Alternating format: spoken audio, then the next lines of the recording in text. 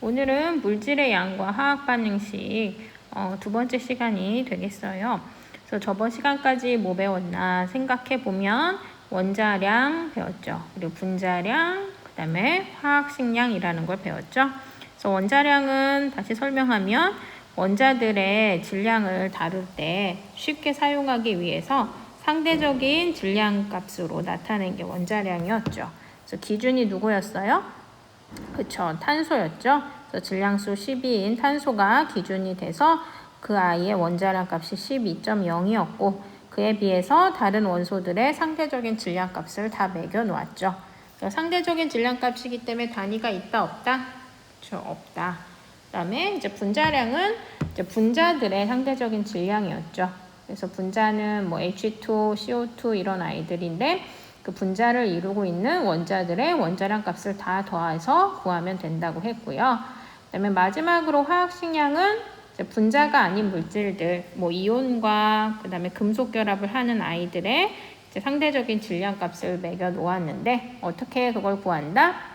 지금 화학식을 이루는 원자들의 원자량 값 더하면 된다. 그렇게 배웠고 마지막으로 이제 몰에 대한 개념을 배웠죠. 그래서 몰은 몇 개를 뜻하는 거였어요? 6.02 곱하기 10의 23승계의 입자를 1몰이라고 정의를 한 거죠.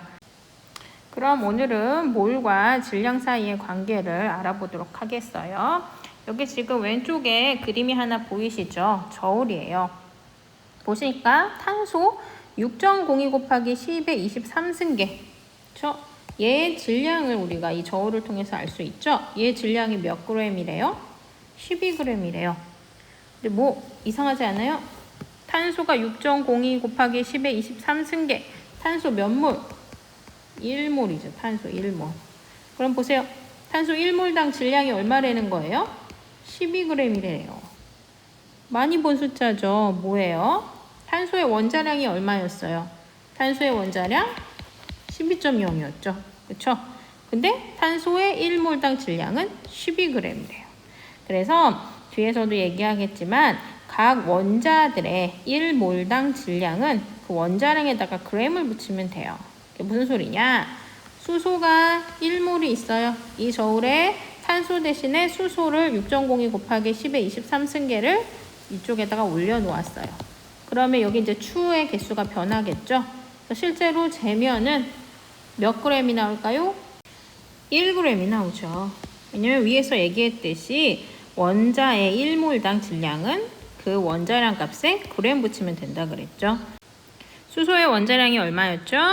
1.0이었죠. 그렇죠? 그러다 보니까 수소의 1몰당 질량은 1g이 되는 거죠. 또 해볼까요? 여러분들이 알고 있는 산소를 해봅시다. 산소의 1몰당 질량은 몇 g? 산소의 원자량이 16.0이에요. 그럼 1몰당 질량은 몇 g? 16g. 그 다음에 질소의 1몰당 질량은, 질소의 원자량은 14예요. 그럼 몇 g? 14g이 되는 거예요. 어렵지 않죠? 그럼 이제 원자 말고 분자의 개념으로 한번 더 확대해 들어가도록 하겠습니다. 여러분 이제 분자들, 여러분들이 대표적으로 매우 많이 알고 있는 분자 누가 있을까요? H2O 물 분자죠? 그렇죠? 그럼 물 분자의 1몰당 몇 g일까? 어떻게 하면 돼요? 원자랑 똑같아요.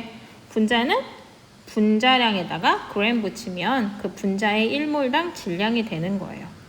뭐 봅시다. 그럼 물의 분자량 어떻게 구했어요? 물을 이루고 있는 원자들의 원자량 값 다 더했죠. 그래서 1 더하기 1 더하기 16 해서 얼마 나왔었어요? 18.0이 물의 분자량이었죠. 그럼 물의 1몰당 질량은 몇 g? 18g이 되는 거예요. 그러면 물의 3몰당 질량은 몇 g일까요? 1몰당 18g이니까 18g에다 몇 곱하면 돼요? 3 곱하면 되죠. 18에다 3 곱하면 어떻게 돼요? 54g이 되겠죠. 또 한번 해볼게요. 그러면 누구 해볼까요? CO2 해볼까요? CO2 분자의 1몰당 질량 어떻게 하면 될까? CO2의 분자량부터 구해야죠. 그럼 얘가 12, 16, 얼마가 나와요? 44가 나오죠. 그러면 CO2 이산화탄소의 1몰당 질량은 몇 그램? 44g. 그럼 CO2 2몰당 질량은 얘 2배만큼이니까 88g이 되겠죠. 이렇게 여러분들이 원자나 분자나 이온도 마찬가지고 질량을 구해줄 수가 있어요. 그럼 프린트를 정리해보고 넘어갑시다. 설명했듯이 1몰의 질량은 화학식량, 원자량, 분자량 등의 g을 붙이면 된다. 그쵸? 그럼 먼저 첫 번째 문제, 물 분자 2몰의 질량을 구하래요. 그럼 먼저 1몰당 질량을 구한 다음에 그거에 곱하기 2 하면 되죠.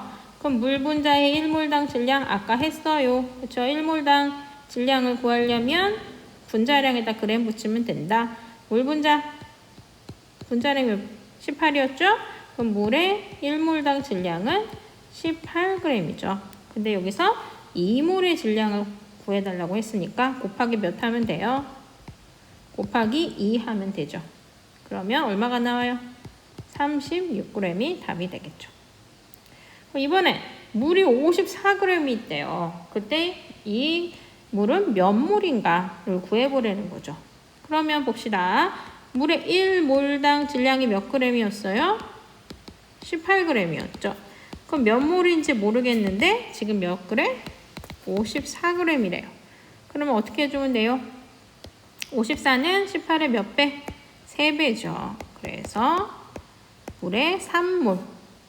물이 3몰 있으면 걔의 질량이 54g이 되는 거겠죠. 교과서 30페이지의 예제랑 확인 3번도 한번 풀어봅시다. 예제는 이제 교과서에 다 풀이가 있지만 다시 설명을 드리면서 여러분들의 이해를 도와드릴게요. 메테인이 0.5몰이 있대요. 그때 질량을 구하고 그 다음에 이 메테인에 포함되어 있는 수소의 원자 수를 구하래요. 두 개를 구해야 되네요. 그럼 질량부터 구해봅시다. 메테인의 0.5몰의 질량은 어떻게 하면 돼요?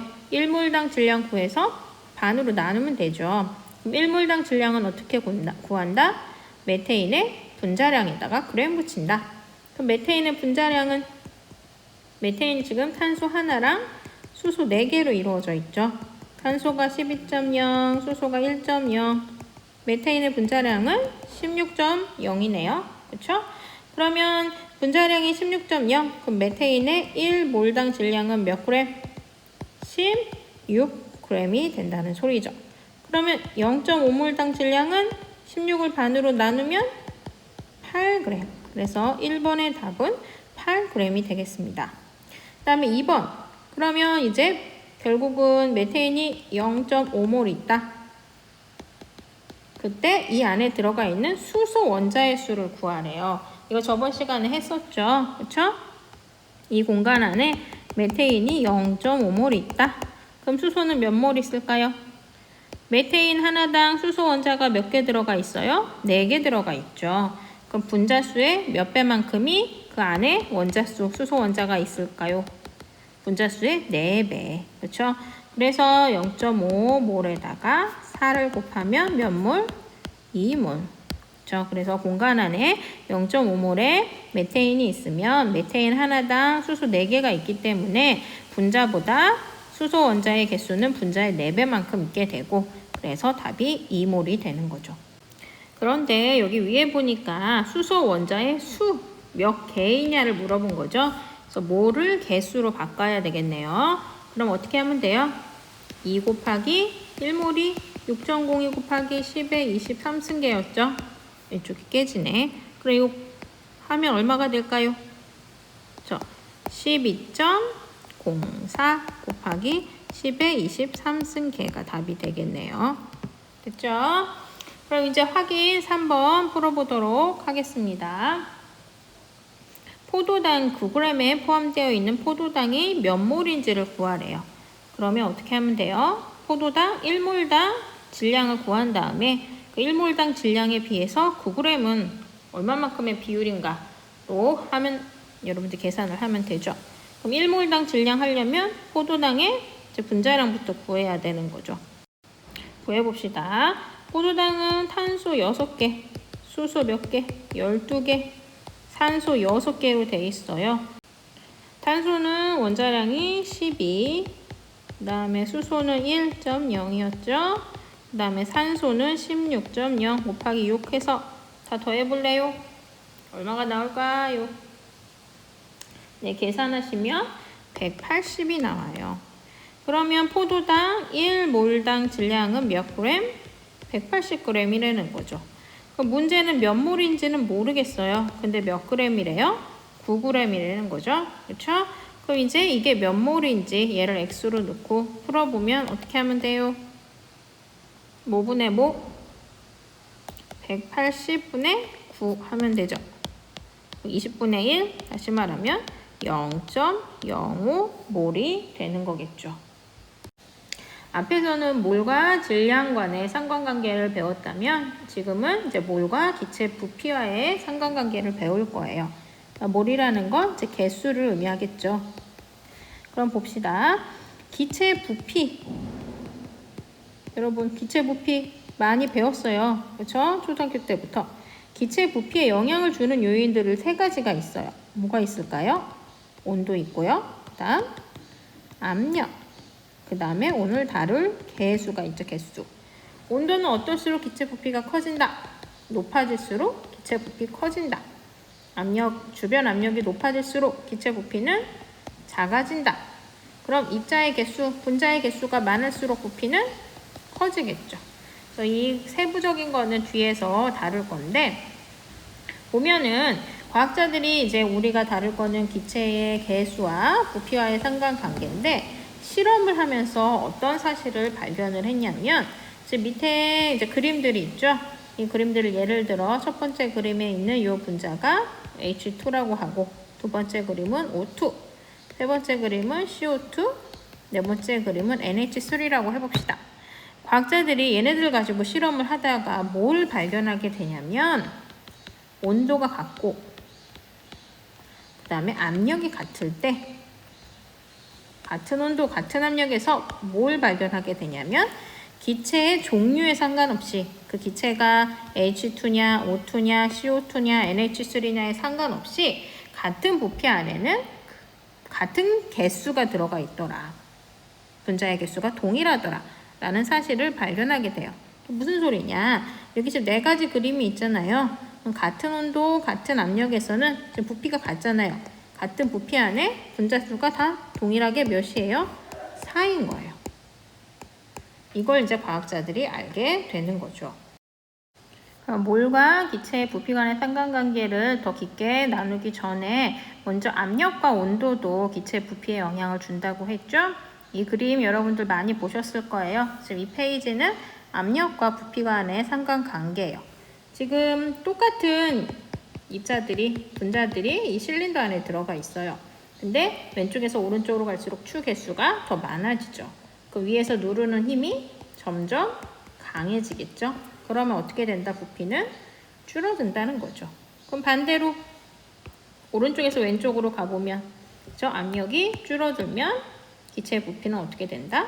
늘어난다는 거겠죠.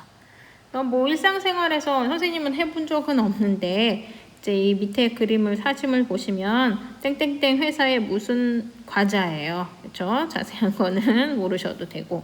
근데 이게 뭐에서 사진을 찍은 거냐면 지금 집에서 이 과자 봉지에 사진을 찍은 거예요.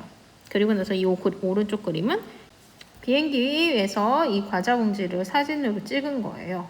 했더니 과자 봉지가 어떻게 됐어요? 왼쪽 그림에 비해서 많이 부풀었죠. 왜 그러냐면 여러분들이 느끼지 못하겠지만 우리가 지금 지표면에 이렇게 서 있잖아요. 미안해요. 그림이 이래서.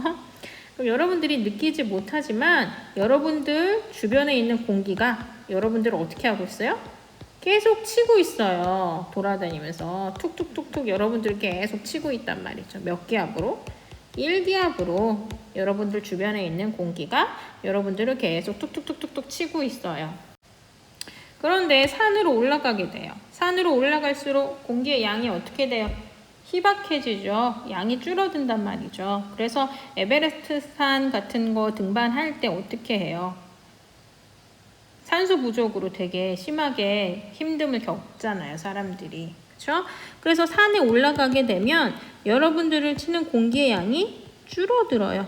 그래서 1기압보다 더 작은 외부 기압으로 여러분들이 이제 주변에 있는 공기가 여러분들의 신체를 이렇게 치게 되는 거죠. 더 높이 올라가면 어떻게 돼요?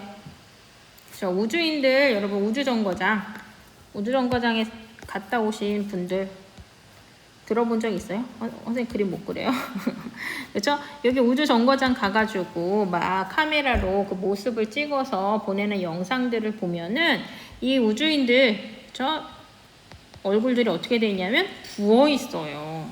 얼굴이 엄청. 왜냐면 우주에는 공기가 더 거의 없죠. 우주 공간에는 공기가 없고, 그러다 보니까 이 우주정거장 안에도 공기가 희박한 거죠.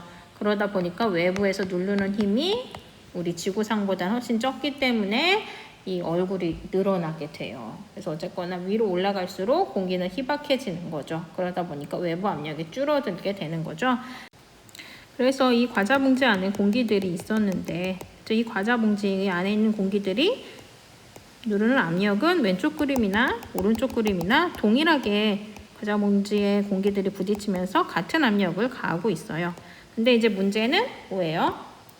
집에서 쟀을 때는 외부에서 누르는 공기들의 기압이 1기압이어서 컸던 반면 공중으로 올라가다 보니까 이 외부에서 누르는 기압이 작아진 거죠. 그래서 상대적으로 이제 안에 있던 기체들에 의해서 더 부풀어 버리는 상황이 발생을 하게 된 거랍니다. 그러면 온도와 기체 간의 상관관계를 봅시다. 온도와 기체. 이것도 여러분 이미 다 알고 있는 거예요. 그래서 여기 먼저 피스톤에 있는 그림을 보면 지금 위에 있는 그림보다 아래에 있는 그림을 보면 온도를 더 높여준 상태가 되죠. 온도를 높여주면 어떻게 돼요? 분자들이 에너지를 받아요. 에너지를 받은 분자들은 어떻게 돼요? 에너지를 받았으니까 더 활기차지겠죠. 그러니까 더 빨리 움직이고 더 큰 압력으로 여기 부딪히는 거예요. 그러면 피스톤이 이쪽 위에 있는 것보다 늘어날 수밖에 없게 되면서 부피가 증가하는 현상이 발생하게 되는 거죠. 이거 관련 영상을 한번 봅시다. 온도에 따라서 기체는 굉장히 부피가 크게 변해요. 그래서 그 온도를 갖다가 낮춰주면 굉장히 부피가 이제 감소하게 되는데 액체질소 온도가 거의 200도 가까이 되거든요. 176도이기 때문에 상당히 빨리 이제 온도를 낮출 수가 있습니다. 그래서 기체의 부피가 갑작스럽게 줄어들 수 있는 거죠. 한 분씩 한번 넣었다가 다시 빼보는 걸 한번 실험을 해보도록 하겠습니다. 자, 오, 이거 물이네요, 진짜. 아유, 딱 보시면 알겠지만 네. 액체질소가 만들어요. 네. 보이시나요? 산들 씨 먼저. 산들 씨 한번 해볼래요? 오, 터질 것 같아. 한두 씨 되게 마술사처럼 넣어주면 안 돼요? 그래요. 마술사. 들어간다. 연기. 연기. 힘든 연기. 힘들다. 야, 맛을 더 배워. 오야. 나도 무서워. 내가 무서워 이거. 다 들어가? 어떻게 돼요? 지금 액체질소 아까 봤죠? 영하 196도인가 아주 낮은 온도의 액체질소에 풍선을 집어넣었더니 온도가 낮아지면 기체의 움직임이 둔해진다. 그렇죠? 둔해지니까 부피가 어떻게 된다? 줄어들면서 지금 이 좁은 공간 안에, 그렇죠? 이 컵 안에 풍선이 들어갈 수 있게 된 거죠. 이제 반대로 이 컵 안에 있는 풍선을 꺼내면 어떻게 될까요? 그럼 이제 이 컵보다는 외부의 온도가 높다 보니까 기체가 에너지를 받아서 또 활발하게 움직이게 되죠. 그러면서 부피가 커지게 되는 현상을 지금 이 실험으로 볼 수가 있어요.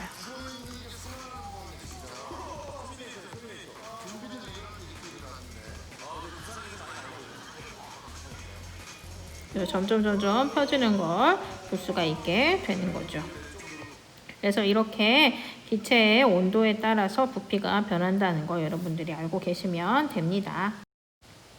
그래서 정리를 하자면 몰과 기체의 부피 간의 상관관계, 아까 얘기했듯이 같은 온도, 같은 압력일 때 기체의 종류에 상관없이 기체의 개수가 같다면, 분자의 개수가 같다면 그들이 차지하는 부피는 동일하더라. 그리하여 과학자들이 0도씨 1기압에서 기체 1몰의 부피값을 다 측정해 봤어요. 그래서 0도씨 1기압 온도랑 압력을 동일하게 해줬고 이제 개수도 동일하게 했겠죠. 1몰이라고. 1몰이라는 건 몇 개? 6.02 곱하기 10의 23승계. 그랬더니 얘네들의 부피가 다 어떻겠어요? 통일했겠죠. 온도 같고 압력 같을 때 개수가 같으면 기체의 부피는 다 동일한 거죠. 기체의 종류에 상관없이. 그래서 산소 1몰당 부피를 봤더니 몇 리터? 22.4리터. 그다음에 이산화탄소 1몰당 몇 리터? 22.4리터. 그래서 1몰당 0도씨 1기압에서 모든 기체의 부피는 다 몇 리터다? 22.4리터다. 이건 외우셔야 된답니다. 그럼 지금까지 배운 걸 바탕으로 프린트를 채워보도록 하겠습니다. 몰과 기체 부피, 같은 온도랑 같은 압력에서 같은 부피 기체 속에는 기체의 종류에 관계없이 어떤 수의 분자가 들어있다? 같은 수. 그럼 기체 1몰의 부피는 표준 상태, 표준 상태라는 건 0도씨 1기압을 의미해요. 모든 기체 1몰의 부피는 몇 리터다? 22.4리터다. 그럼 이제 첫 번째, 두 번째 문제를 풀어봅시다. 0도씨 1기압 표준 상태에서 산소의 질량이 64g이래요. 0도씨 1기압에서 산소가 64g 있을 때 이때 산소의 부피를 구하래요. 그럼 우리가 1몰당 부피가 22.4리터라는 걸 알잖아요. 그럼 g으로 나왔을 때는 우리가 이거를 뭘로 바꿔줘요? 몇 몰인가로 바꿔줘야죠. 왜냐면 기체의 개수에 따른 부피를 우리가 알 수 있기 때문에 질량으로 나오면 개수로 변환시켜줘야 돼요. 그러면 일단 64g이 몇 몰인지 알려면 산소 기체 1몰당 몇 g인지 알아서 64g이 도대체 몇 몰인지를 구하면 되는 거잖아요. 그럼 산소 1몰당 몇 g은 산소의 분자량, 그렇죠? 그러면 산소가 16이죠. 원자량이 2 곱하면 얼마? 32죠. 그럼 산소 1몰당, 산소 기체 1몰당 질량이 32g이 되는 거죠. 그럼 여기 있는 64g, 그럼 몇 몰인지 모르겠으나 64g이래요. 그럼 몇 몰이 되겠어요? 32의 2배니까 2몰이 되겠죠. 그럼 산소 2몰당 부피를 구해달라는 거예요, 결국은. 그럼 산소 1몰당 부피가 몇 리터? 22.4리터였죠? 그럼 2몰당 부피는 22.4의 2배니까 44.8리터가 되겠죠. 이해되세요? 그 다음에 그 밑에 문제를 풀어보도록 합시다. 0도씨 1기압에서 이산화탄소 부피가 11.2리터가 있대요. 이때 질량을 구해달래요.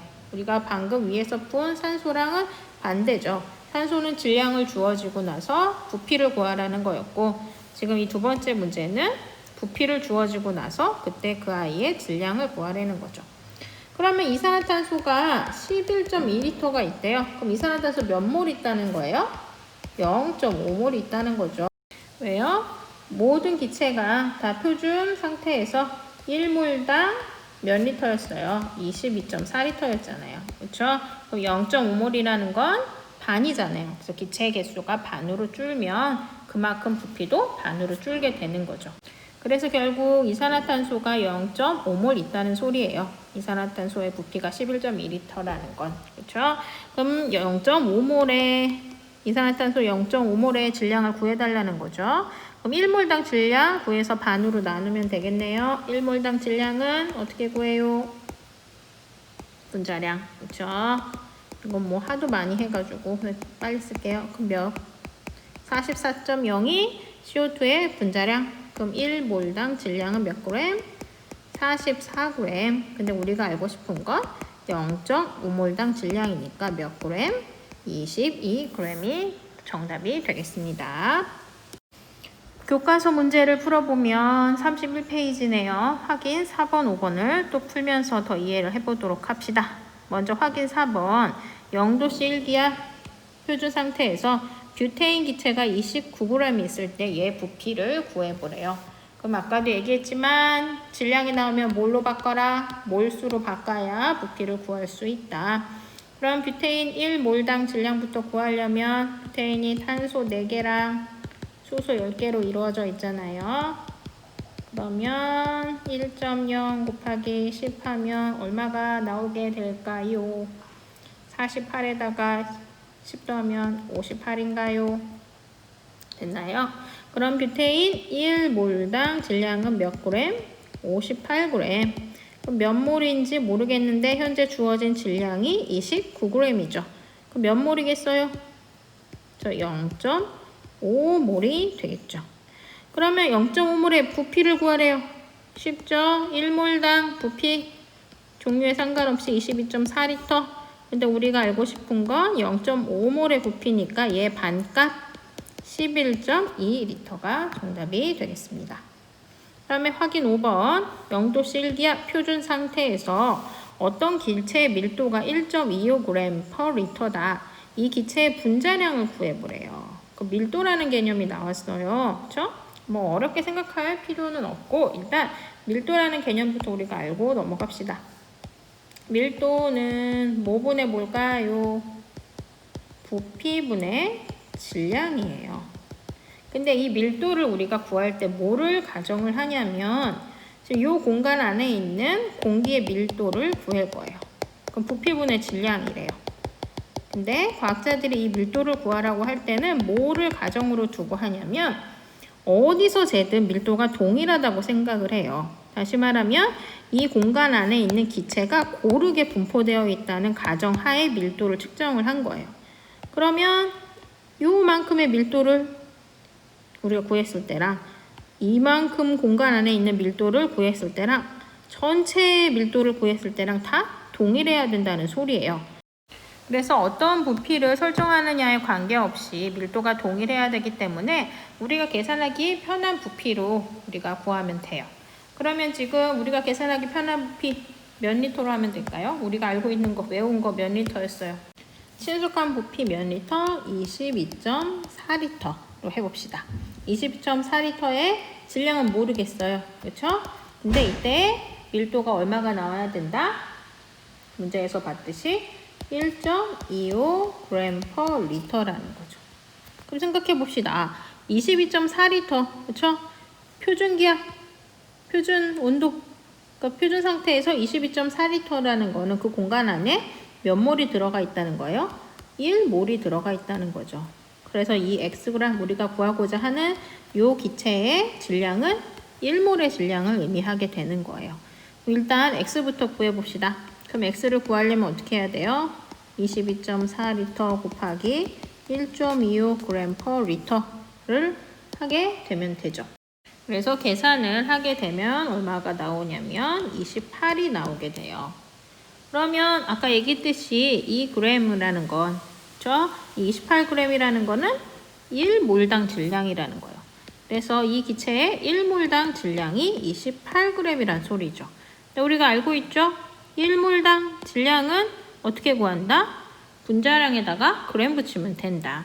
결국 이 기체의 분자량은 몇이다? 28이다. 이렇게 여러분들이 구하시면 됩니다. 그러면 이제 화학 반응식을 만드는 방법을 배울 텐데 화학 반응식은 화학 반응을 나타낸 식이에요. 어떤 물질들이 어떤 화학 반응을 거쳐서 어떤 다른 물질들로 변하는가를 정리해 놓은 식을 여러분들이 만드는 방법을 배우도록 할 거예요. 그럼 화학 반응 중에 우리가 과산화수소 분해 반응을 한번 보면서 어떻게 이 반응을 화학식으로 나타내야 될까 생각해 보도록 하겠습니다. 어렸을 적 뛰어놀다 무릎이 다치면 어머니가 발라주던 빨간 소독약이 있었다. 그 소독약을 바르면 따끔따끔거려 아팠지만 그 와중에도 나의 눈과 귀를 사로잡았던 것이 있었는데 바로 소독약이 상처에 닿았을 때 치직하며 생기던 거품이었다. 맞아. 왜 거품이 난 것일까? 이건 소독약에 들어있는 과산화수소 때문이다. 물, H2O에 산소 하나를 더하면 과산화수소, H2O2가 되는데 산소가 많이 들어있는 놈이라서 그런지 굉장히 상태가 불안정하다. 그런데 피 속에 있는 카탈라제라는 촉매제가 분해 과정을 촉진시켜 과산화수소로부터 산소가 급격하게 분해되어 나오면서 거품이 일게 되는 것이다. 자, 재미있는 실험 아이디어가 보글보글 생성되는 게 느껴지는가? 자, 오늘 아주 신기한 실험을 하러 왔습니다. 여기 과산화수소, 그리고 세제, 그리고 요오드와 칼륨이 있어요. 세제, 과산화수소도 섞어주겠습니다. 이 유리컵 안에 넣겠습니다. 자, 이제 요오드와 칼륨을 섞어볼게요.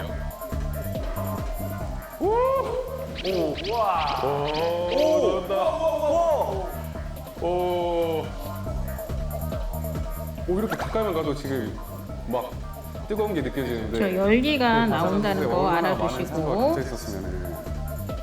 와, 신기하네. 계속 나오네요, 지금. 자, 이제 제가 이번에 1등을 하기 위한 저의 진짜 본격적인 실험입니다. 자, 딱 규모를 보시면 아까랑 많이 차이가 나죠?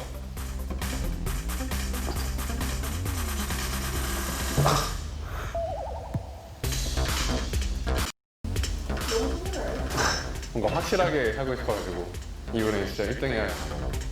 자, 이제 색소까지 한번 넣어보겠습니다. 아주 예쁜 거품이 나도록 초록색도 조금. 색깔이 나니까 잘 보이겠네요. 더 이쁘게 나오겠다. 아주 예쁜 모양이 나도록. 자, 이제 제가 넣을 수 있는 모든 걸 다 여기다 넣었어요. 이 정도면 빗성님이랑 미나리님은 이길 수 있겠죠, 이번에는? 아, 긴장된다. 이 요오드와 칼륨은 촉매예요. 과산화수소가 빨리 분해되게끔 도와주는 물질이에요. 우와, 깜짝이야. 뭐야?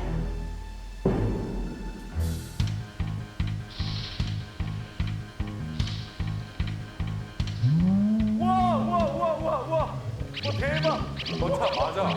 순간적으로 사람 눈 마주쳤어. 여기 보시면 흰색 김이 나는 거 위에 보이세요? 잘 안 보이긴 하지만 흰색 김이 빨리 넣어. 같이 와, 열 나오는 거 보이세요? 나온답니다. 열과 우와, 동시에. 살아 움직이는 것 같아. 제가 아까 넣은 물감이 우리가 방금 화학 반응을 본 거잖아요. 그렇죠? 그 화학 반응을 보고 나서 이걸 이제 정리해가지고 과학자들이 이제 뭐 발표를 하거나 아니면 정리해서 나타내야 할 필요성을 느낀 거죠. 그리고 과학이라는 건 전 세계 사람들이 다 같이 공통으로 쓸 수 있는 것이어야 되기 때문에 어떤 규칙에 따라서 이렇게 약속을 정하고 이런 식으로 화학 반응을 나타내자 이제 한 거죠. 그럼 이거 어떻게 하면 되나? 설명을 지금부터 드리도록 할게요. 과산화수소는 아까 여러분들이 영상에서 설명을 했듯이 화학식이 어떻게 되냐면 H2O2예요. 그렇죠? 그럼 이제 이 수소 2개랑 산소 2개로 이루어진 물질이 반응하기 전의 물질이잖아요. 여기다 이제 요오드와 칼륨을 넣는 건데 이제 이 반응하기 전의 물질을 반응물이라고 그래요. 그럼 과산화수소는 이제 반응을 해서 변화가 되어 다른 물질들로.